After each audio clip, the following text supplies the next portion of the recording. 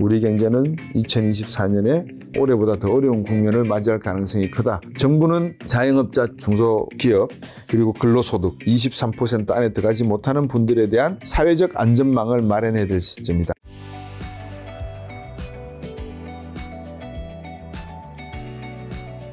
당연히 2024년에 사실 지금 바이든이 안 된다는 얘기도 많잖아요.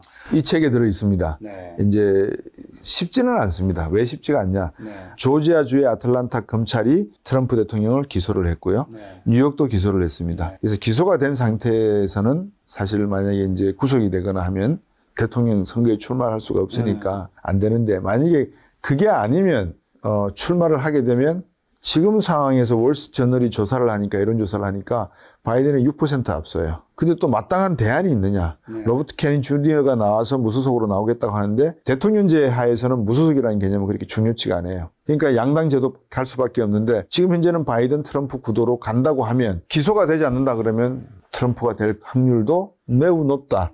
그러면 트럼프가 바이든이 했던 정책을 다 무시할까? 다시 말씀드리지만 대중국 정책만큼은 그대로 가져갈 것이다. 예. 오히려 근로소득 측면에서 고소득자의 세금을 깎아주거나 법인세를 인하해주거나 하는 정책을 또 펼 것이다. 이제 그렇게 되면 중국 경제는 어떻게 될 것인가는 사실 어떤 한 일을 벌여서라도 중국은 한번 딱꼭지를 세게 하도록 만들 가능성이 저는 높다고 보여집니다. 그럼 중국 얘기해 주셔서 중국 경제도 좀 비틀거리고 있잖아요.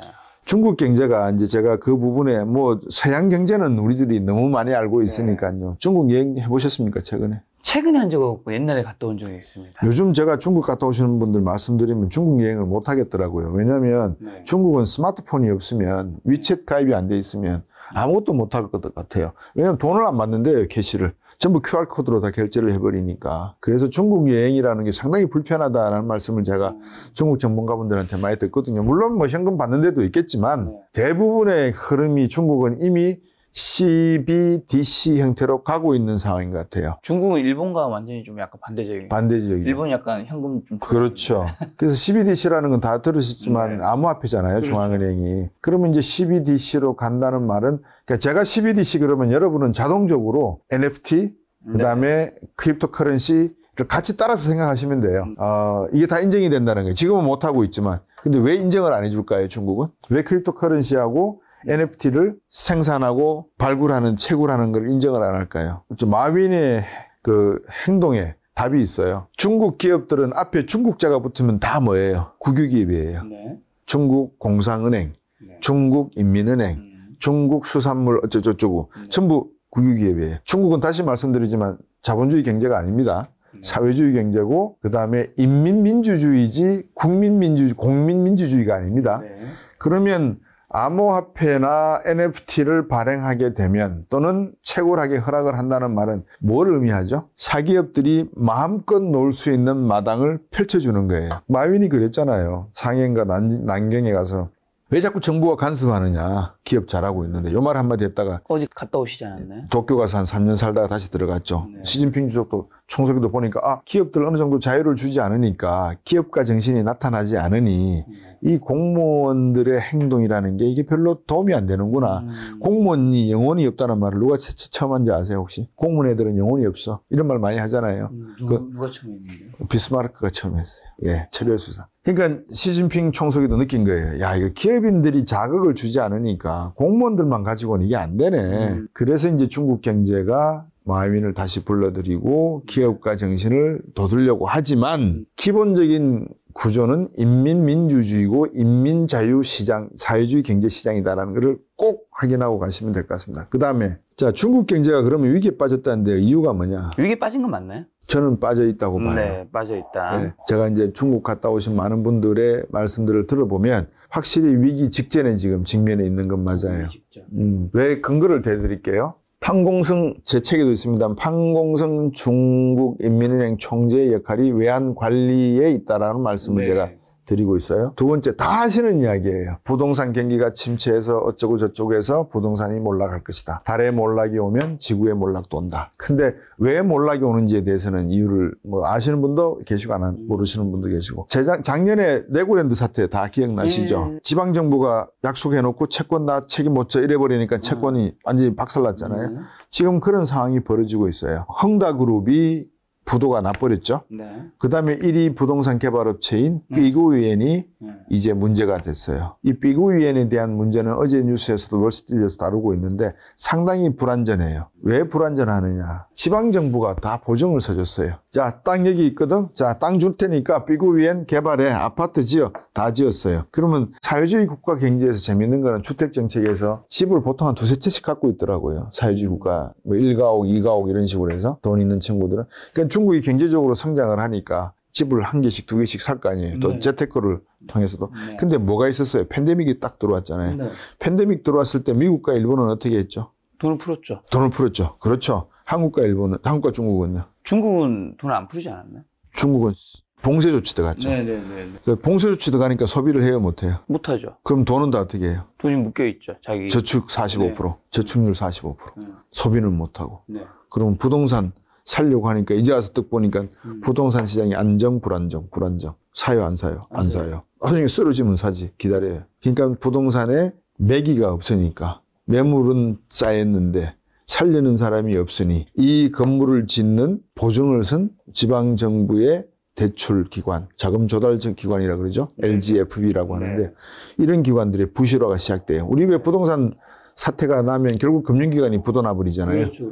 중국의 그런 그림자 금융에 의한 부도 가능성이 지금 상당히 높아지고 있어요. 그러면 우리가 상상을 초월하는 규모예요.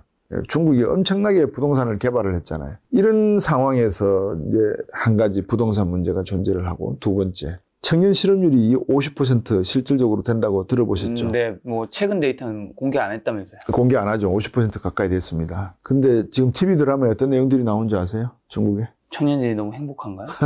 취업을 잘하고. 지청운동이라고 들어보셨어요? 못 들어봤어요. 네, 청년들을 지방으로 내려보내자. 그러니까 모택동 시절에 있었던 하방운동이 지금 TV 드라마로 나오고 있어요. 50% 실업률이 도시에 쌓여 있으면 결국은 천안문 사태 같은 사태가 날 수가 있잖아요. 지방으로 와서 지방으로 내려가라. 지청운동이 벌어지고 있어요. 다시 말하면 경제 불안 요인과 사회 불안 요인이 존재한다. 네. 또 하나가 있어요. 경제 사회가 불안하면 뭐가 불안해야 되죠? 일반적으로 자유민주주의 체제하에서는 경제도 안 좋고 사회적 분위기도 안 좋고 민심도 안 좋고 이러면 결국 뭐가 불안해야 됩니까? 정치가 불안해야 되잖아요. 중국은 정치가 불안 안 보이잖아요. 네. 근데 불안해요. 왜? 아무도 이야기를 최근에 안 하시지만 국방부 장관 시진핑의 오른팔이라고 하던 젊은 친구가 임명된 지 몇 개월 만에 아마 잘렸을걸요. 외교부 장관 왕이 부장이 던지고 딴 데로 갔는데 외교부장도 잘리고 왕이 부장이 다시 왔죠. 이 사태가 뭘 의미하고 있을까? 이걸 한번 들여다봐야 되겠죠. 그죠? 뭘 의미하는 걸까요? 정치가 불안하다는 거잖아요. 시진핑 총석이 체제가 불안하다는 거잖아요. 왜? 다 시진핑 총석이 오른팔 왼팔을 외교부장? 중국 같은 대국에서 제일 중요한 게 뭐예요? 만약에 우리 김 작가께서 대한민국이 한 5억 정도 되는 인구를 가지고 있는 대국이다. 근데 이 대국에서 경제를 빼고 그 다음에 중요하게 생각할 수 있는 가치가 어디에? 국가적 생존에 관해서. 안보와 외교죠. 정확히 지적하셨네요. 안보 외교에 오른팔 왼팔 자기 사람을 임명했는데 2달 석 달 만에 다 잘라버렸다니까요. 자르고 또 자기 사람 또 들인 거 아니에요? 드렸다고 할 수도 있는데 자른 과정을 봐야 되겠죠. 그게 왜 위기냐, 정치 위기냐. 알래스카에 풍선 떴죠. 시진핑 총석이한테 보고했을까요, 안 했을까요? 만약에 안 했다 그러면 어떻게 해석을 해야 되죠? 군의 반란, 그죠? 그 다음에 왜 갑자기 국방부 장관하고 외교부 장관이 목이 날아갔을까? 뭔가 중요한 국가 기밀 사항에 대한 누수 현상이 존재했지 않겠어요? 그 정도 돼, 그죠? 존재했습니다. 제가 말씀을 못 드리는데 팩트인가요? 팩트입니다. 네. 네, 팩트고 제가 늘 규정을 해드리는데 팩트 그러면은 많은 분들이 팩트가 진실, 사실 이렇게 하는데 사실이라고 하는 거는 이벤트가 발생한 내용에 대한 사실성을 이야기하는 거예요. 네. 근데 그 이벤트가 일어난 것에 대한 진실성과 거짓성은 다시 따고 들어가야 돼요. 팩트 체크한다. 예를 들어서 김 작가하고 곽수정 박사가 오늘 모여서 방송을 했다. 팩트죠. 네. 근데 진실적인 측면에서 놓고 곽수종 박사가 와서 막 방송하고 싶어서 김 작가를 졸랐을까 막 초킹해가지고 나 좀 방송하게 해줘 해서 그럼 다시 해석해봐야죠. 그죠. 그러니까 진실과 거짓의 의미는 또다시 해석해야 된다는 거예요. 그러니까 팩트라는 측면에서는 yes. 진실적인 측면에 있어서도 8, 90% yes. 그러니까 중국의 정치, 경제, 사회가 이렇게 흔들리고 있는 상황이다.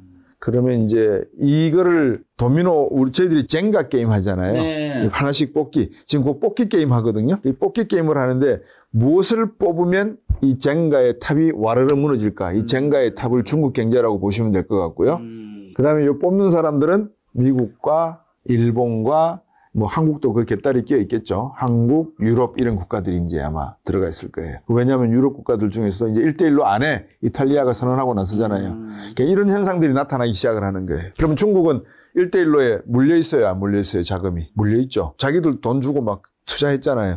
근데 좀 못 돌려받잖아요. 그러니까 이런 거, 지방에 투자했다가 못 돌려받는 비구 위안이나 헝다에 대한 대출금, 이런 것들이 이제 한꺼번에 쫙 밀려오면은 중국 위안화 가치는 올라간다, 떨어진다, 떨어진다. 그럼 환율은 올라간다, 떨어진다, 올라간다. 환율 올라가면 미국이나 유럽 투자가들이 아이고 중국 경제 괜찮네 라고 쳐다보고 있을까? 안심하고 있을까? 도망갈 생각하고 있을까? 도망갈 생각하고 있다. 그럼 이거 관리해야지, 당연히 관리해야지. 판공성. 그죠? 예. 그러니까, 그런데 우리는 뭐 하고 있느냐 이거예요. 그래서 제가 한국 경제에 대해서 말씀을 드리면서 독자 여러분들에게 제가 거꾸로 여쭤보기도 해요. 여러분들은 한국 경제가 지금 민심은 자영업자나 소상공인과 이런 분들은 어렵다는 걸 처절히 느끼고 계세요. 너무 힘들다고 하더라고요. 우리나라에서 근로소득세 내는 분들이 전체 근로자의 몇 프로? 23% 적게 내죠. 네. 나머지 분들은 소득이 작으니까 세금을 안 내요. 그죠? 그럼 23%는 대개 어디에 근무하는 사람들이겠어요? 대기업? 그렇죠. 그럼 대한민국 경제는 대기업 중심의 경제. 근데 9988 무슨 말이에요? 중소기업이 훨씬 많죠. 그렇죠. 99%가 전체 고용의 전체 고용 담당하는 거고 88%를 담당한다. 그게 9988이잖아요. 네.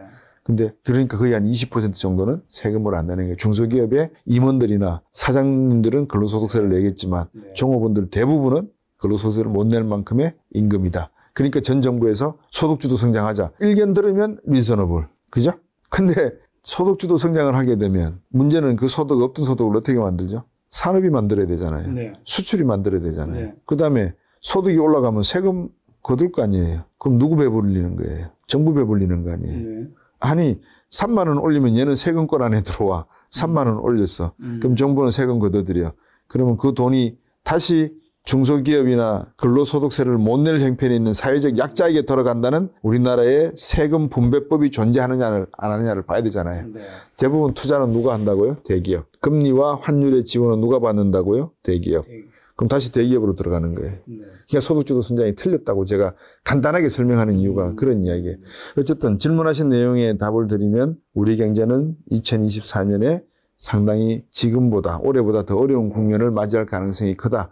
정부는 자영업자, 중소기업 그리고 근로소득 23% 안에 들어가지 못하는 분들에 대한 사회적 안전망을 마련해야 될 시점이다. 사회적 안전망은 정부가 어떻게 마련하죠? 복지요?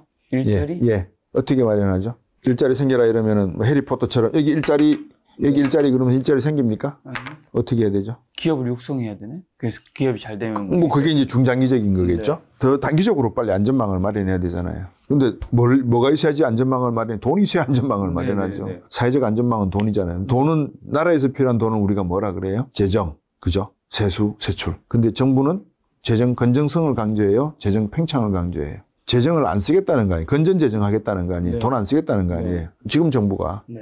그런 측면에서 놓고 보면 저는 상당히 잘못된 발상을 하고 있는 게 아닌가.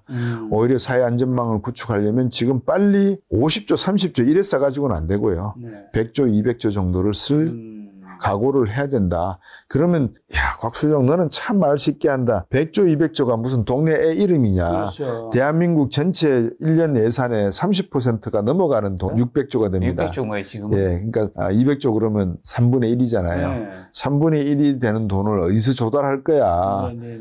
국채 발행? 그럼 우리나라 채권 가격은 어떻게 돼? 거의 수지 조각되는 거 아니야. 금리 엄청나게 올라가겠지. 그 후폭풍을 어떻게 당할 거야? 맞습니다. 뭐 제가 말씀을 간단하게 드린 것 같아서 죄송을 한데요. 준비해서 조금씩 만들 수 있었던 시간을 다 놓쳐버렸잖아요. 그러니까 우리가 100원 쓰면 될 일을 지금은 100만 원 쓰게 만들어 놔버린 거예요. 이거는 누구의 잘못이냐? 입만 열면 국민을 위해서 일하겠다고 하는 국회의원들, 입만 열면 대한민국을 통일도 시키고 세계에 부강한 국가로 더욱더 발전시키겠다고 하는 정치인들의 약속, 다 거기서 나오는 거죠. 근데 또 그거를 믿고 찍은 국민들. 거기서 다 파생되는 거라서 내가 잘했다, 네가 잘했다. 이게 중요한 게 아니에요. 박정희 대통령이 한편으로는 욕을 먹지만 그 양반이 칭찬을 듣는 것도 하나가 일단 배고픈 건 해결했거든요. 사람의 본능입니다. 배고프면 그 다음 뭐 하고 싶으세요? 작가님. 저한테 물어보세요, 거꾸로. 저한테 배고프면 뭐 하고 싶냐? 그럼 배를 불려야 되니까 밥을 먹고 싶죠? 네. 배불러요. 그 다음 뭐 하고 싶냐 물어보세요. 배부르는데 뭐 하고 싶으세요? 들어눕고 싶습니다. 자고 싶습니다. 따뜻한 데서. 눕고 난 다음에는요? 그 다음에 뭐 게임을 하든지 뭐 재밌는 놀거리를 찾습니다. 네. 그게 다 무슨 이야기냐면 처음에 경제 발전을 해서 배구를 골던 사람들에게 배 불리게 해줬어요. 네. 그 다음에 사람들이 요구를 해요. 민주주의 내라 요구를 해요. 네. 민주주의를 내놓지를 못했어요. 시대 변화를 못 읽은 거죠. 네. 87년도에 와서 민주화 선언이 이루어지면서 민주화가 됐어요.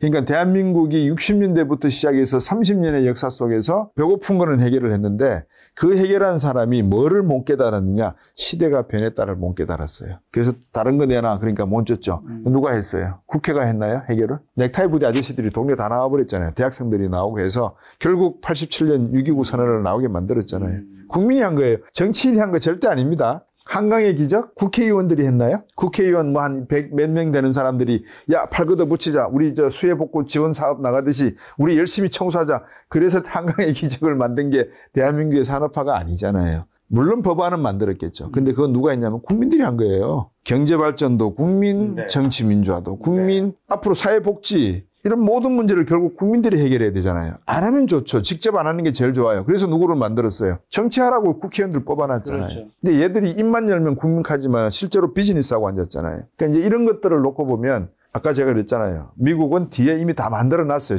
이자 쌀 때 이제 마술을 쫙 하면 돼요. 마술하면서 중국 싹 쓰러뜨리고 자기들이 딱 올라오면 돼요. 근데 우리는 어떤 자세를 가지고 있느냐. 만약에 혹시 우리 미국이 잘 나가면 결국 우리는 따라가서 동맹을 잘 맺었으니까 우리는 괜찮을 거야. 이런 생각을 하고 있다 그러면 이거는 이제 요즘 속된 말로 그렇게 하죠. 얍시일하다 표현하죠. 얄팍하지 않아요? 우리가 가지고 있는 원천 기술을 우리가 개발하고 우리의 과학과 기술과 산업을 육성을 해야 되는데 그게 없다. 그래서 이 책에서 예측을 하는 데 있어서 가장 핵심적인 말씀을 딱 드리는 게 대한민국이 중후장대 산업과 경박단소한 산업을 기본을 만드는 데는 성공을 했으나 이 기본이라고 하는 것은 뺏기기에는 성공했다 이 말입니다. 여기에 필요한 언촌 기술을 창출한 거는 거의 없다. 그러면 어떻게 해야 되느냐? 교육 바꿔라?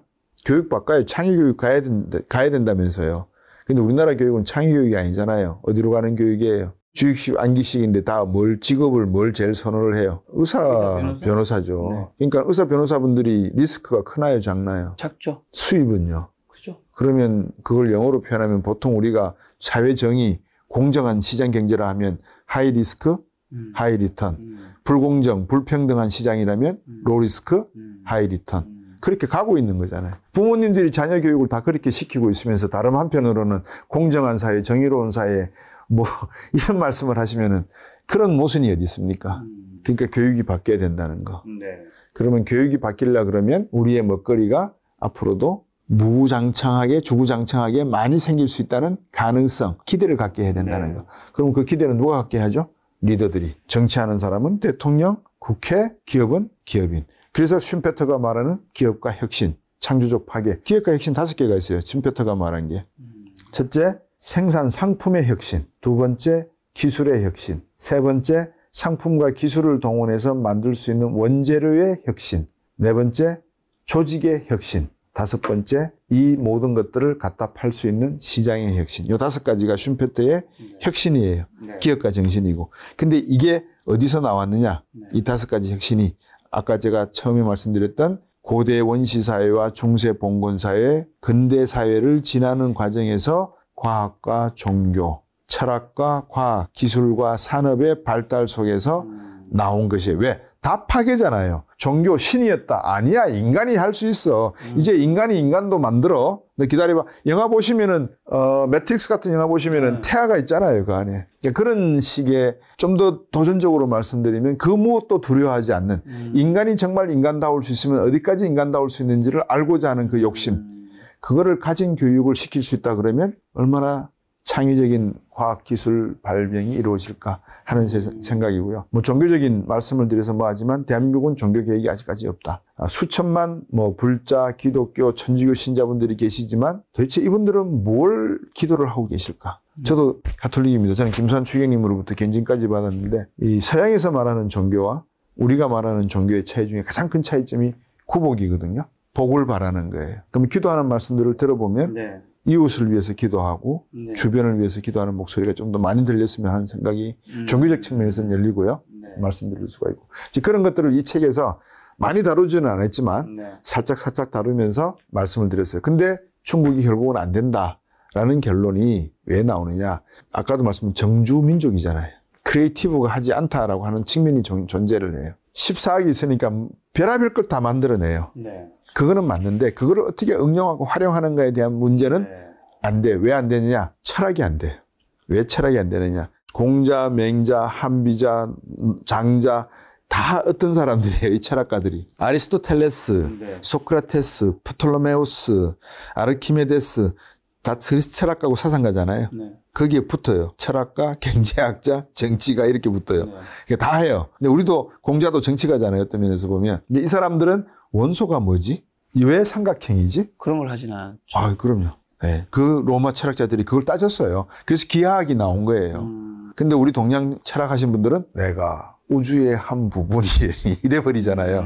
도전하지 않잖아요. 그죠? 우주에서 우리에게 주는 길을 받아들여서 그거를 해석하려고 노력할 따름이지 제가 왜 나한테 일방적으로 줘? 너 뭐야? 너 분석해본다? 잘라보니까 너 분자에서 원자로 가네? 원자에서 핵이 있네? 핵 주변에 전자가 도네? 전자가 도는데 쿼크라는 것도 존재하네? 미립자가 있네? 아인슈타인이 특수상대성, 일반상대성 이론으로 우주 전체의 중력을 분석을 하고 왜 지구와 태양이 일정한 간격으로 도는지 보니까 중력이 있으니까 이 공의 무게가 있으니까는 공간에 퉁 떨어져 있으니까 이 돌림을 계속 돌고 있네? 이런 것들을 알아내는 게 서양 철학이에요. 동양 철학은. 그거 알아내면 큰일 나요. 어디 감히 신의 영역을 우리가 범접하려고 신은 그대로 따르고 호흡과 단전을 통해서 우주의 기운을 느껴야 된다는 게 동양 철학이라고 저는 봐요. 네. 그런 점에서 중국이 미국의 서양 철학을 진보라는 측면에서는 따라잡기가 힘들다. 진화는 가능하다. 근데 진보는 어렵다라고 생각을 해요. 대한민국 경제가 힘들다고 해주셔서 현재 경제 성장률이 한 1.5%인가요? 올해는 1% 갈 거예요. 올해 1%. 그러면 제 생각은 그래요. 힘들다면 도대체 내년이랑 그 이후에 어떻게 된다고? 계속 1% 정도 한다고 보시면 되죠. 그러니까 우리가 힘들다 그러는데 많은 분들이 이제 그러세요. 왜 힘드냐라고 여쭤보면 아까도 그랬잖아요. 근로소득세 내는 분들이 23%밖에 안 된다니까요.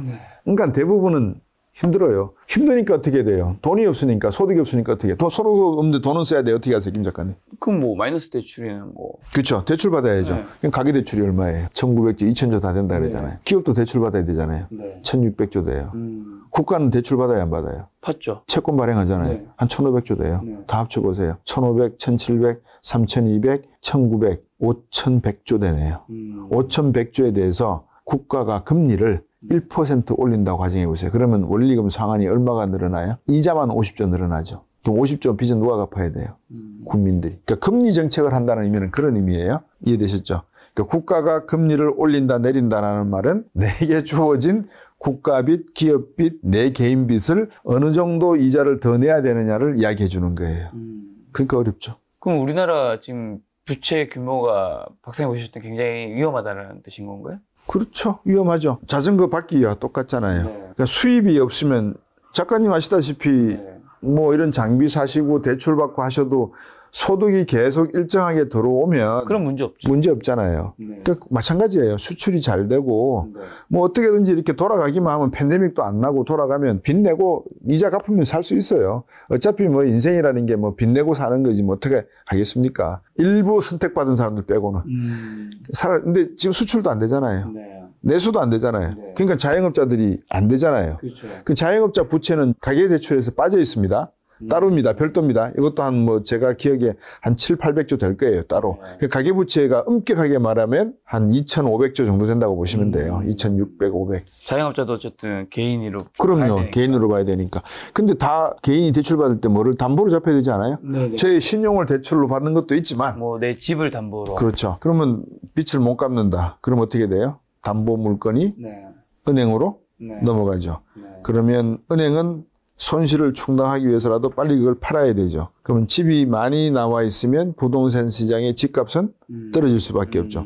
그러니까 이제 일부 전문가분들이 부동산 시장 앞으로 30%, 40% 지금보다 더 빠져야 된다. 네. 2007년 기점으로 해서 2017년 기점으로 해서 봤을 때 지금은 30, 40% 더 높다. 더 극하게 주장하시는 분들은 따라서 50, 60 더 빠져야 된다는 분도 계세요. 그렇죠. 그리고 요즘에 뭐 상승 얘기하시는 분도 엄청난 폭등은 아니죠. 약간에도 상승이나 부합 얘기하시는 분인데 그럼 박사님은 어떻게 좀? 제가 그런 분들 만나면 거꾸로 여쭤보고 싶어요. 신문에 그런 기사 나잖아요. 이번 주 서울 집값 1% 올랐다. 네. 그럼 질문 드려볼게요. 서울 집값 평균값이 얼마예요? 7억 정도 돼요. 많이 떨어졌군요. 7억 정도? 네. 그럼 7억에 1%면 얼마예요? 0.01 빼버리니까 한 7억이니까 1,100만? 100만이네요? 네. 700만 원 오른 게 옳은 거예요? 거꾸로 여쭤보고 싶다니까요. 네. 그러면 신문에 만약에 제가 틀렸으면 뭐 제가 나중에 바로 잡아주시면 됩니다. 여러분들께서. 제가 이해하는 건 그래요. 신문에 100만 원 투자해서 300억 벌었다. 비법 어쩌고 저쩌고. 네네. 부동산 가격 1% 지난주 올라서 살짝 반등 기미가 보인다. 저희 대통령께서 자주 말씀하시는 카르텔들 같아요. 부추기는. 아니 7억 평균에 1% 오르면 700만 원인데 일주일 동안 700만 원. 물론 다른 수입에 비하면 엄청난 상승인데 떨어진 거에 비교하면 1% 올라가 되겠어요? 그러니까 이런 식으로 해서 호객 행위를 하는 거는 피싱하는 거잖아요. 그러니까 이런 피싱에 안 당하셨으면 좋겠어요. 그렇다고 해서 집값이 떨어지기를 바라느냐? 절대 그렇지 않습니다. 집값이 안정적으로 유지되는 게 좋습니다. 단적으로 미 연준의 기준금리, Federal Reserve Rate라고 하는 그 금리는 30년 만기 국채에 물려 있어요. 왜 물려 있는 줄 아세요? 미국은 의식주가 인간이 살아가는 데 있어서 기본 충분 조건이기 때문에 집을 사더라도 급격히 집값이 움직이지 않아야지만 주거라는 개념이 정착이 돼요. 그래서 30년 만기 대출을 받을 때, 15년 만기 대출을, 주택대출을 받을 때 그 대출 금리가 안정적이어야지만 의식주가 안정이 될 수 있다는 거 개념이 성립이 되잖아요. 실질적으로. 그래서 미 연준의 30년 만기 국채 금리가 30년 주택 모기지 금리하고 연동이 되는 거예요. 그래서 3% 정도밖에 안 움직여요. 그러니까 매년 집값은 미국에서는 인플레이션 2%, 막 2%에서 3% 사이 오르겠구나. 이게 그냥 일반적인 생각이에요. 근데 우리나라나 중국이나 저는 개발국 같은 데서는 뭐예요? 자고 나면 1억. 자고 나면 현대압구정 아파트 신개발된다는데 어제 뉴스 보니까 벌써 매도가액이 70억. 그러면 이게 발표가 나면 70억에 끝날까요? 그죠? 이런 기대감이에요. expectation이에요. 근데 영어로 이런 거 있습니다. 주의하십시오. 영어로 속담에 expect the unexpected. 기대치 않은 것을 기대하라. 우리가 맨날 기대를 보고 사니까 70억이, 저는 그렇거든요. 어느 바보가 벌써 70억을 주고 아파트 개개발 승낙 도장도 안 찍어. 물론 허가는 났다고 하지만 도장도 안 찍는 걸 70억 주고 사요. 근데 만약에 허가가 나는 게 확정이 됐다. 신문에 공고가 됐다. 70억 받겠어요? 바로 80억 뜰 것 같은데요? 그러면 사람들은 본능이 뭐예요? aim low예요. aim high예요. 살아가는 게. 저 높은 곳을 향했었잖아요. 나 지금 월 소득 1,000만 원인데 앞으로 나 100만 원으로 살 거야. 성직자 아니고는 불가능한 생각 아니겠어요? 이제 그런 의미에서 놓고 보면 부동산 가격도 아직은 불안전하다. 그래서 시중에 나오는 우리 것만 보지 마시고 다음 준비하는 책이 그 책이에요. 아인슈타인의 일반 상대성, 특수 상대성 이론은 거시의 우주 질서를 보지만 양성자와 중성자, 쿼크와 같은 미립자의 논리를 보면 이거는 미시의 세계를 봐요. 지금 뭐가 설명이 안 되냐면 거시의 세계와 미시의 세계가 일정한 행동의 룰을 가지고 있어야 되는데 얘는 따로 놀고 얘는 따로 놀아요. 그게 지금 호킹 박사도 설명하지 못하시고 돌아가신 내용이거든요. 자, 그러면 양성자와 미립자 같은 애들이 어떤 활동을 할 것인가가 지금 일어나고 있는 막 변수들이에요. 이스라엘 하마스 사태, 미중 갈등 사태, 우리나라의 금리 인상 안 하고 있는 이런 모습들이 쿼크의 운동이거든요. 그러면 이제 우주의 환경은 뭐냐?